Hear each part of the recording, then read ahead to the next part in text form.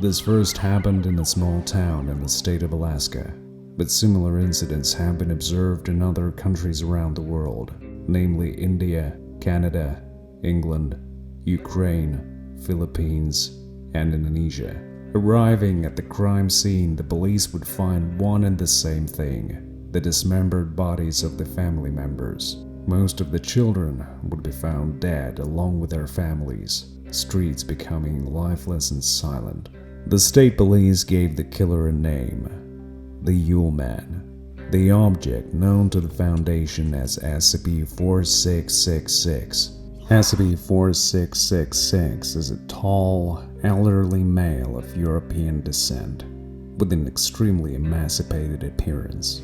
SCP-4666's activity occurs exclusively within a period of 12 consecutive nights every year, from the night of December 21st through 22nd to the night of January 1st through 2nd. This period is known as SCP-4666's active phase. During this phase, in what are termed the Weissnacht Events, SCP-4666 will appear at dwellings in one or multiple locations. At first, SCP-4666 would watch the house, where some of the children might even see him through the window at night. Having watched the house for 12 nights, SCP-4666 would kill the entire family save for one child under the age of 8, whom it will abduct. The method of killing varies depending on the event, and will typically be preceded by some form of torture, which appears to serve a ritualistic purpose.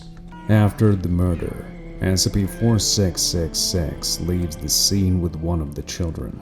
All attempts to find any trace of 4666 were futile. Relatives and neighbors of butchered families and missing children say that the torn-up drawings were found in victims' houses. Apparently, some of the children saw and sketched the object many times as he watched their homes. The case had a breakthrough when one of the police officers found a boy who was hiding in the basement of an abandoned house for a long time. From a testimony of a child, it was established that he was able to escape the captivity of SCP-4666.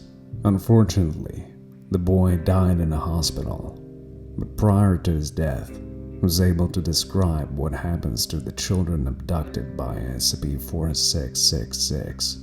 The children have to constantly fashion handcrafted toys. The materials provided for this task are bones, muscles, and other parts of the children who have died in captivity. SCP-4666 provides scarce rations, not nearly enough for all the captive children, so most of them starve. The children attempted to escape, but all these attempts ended up in failure. Those who were caught would be tortured, and almost always they would become material for a new toy.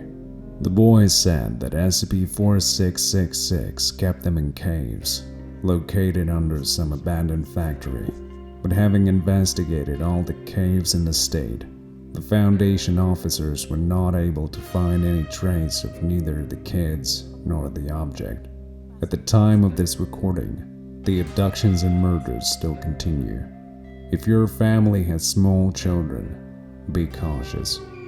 SCP-4666 is still at large.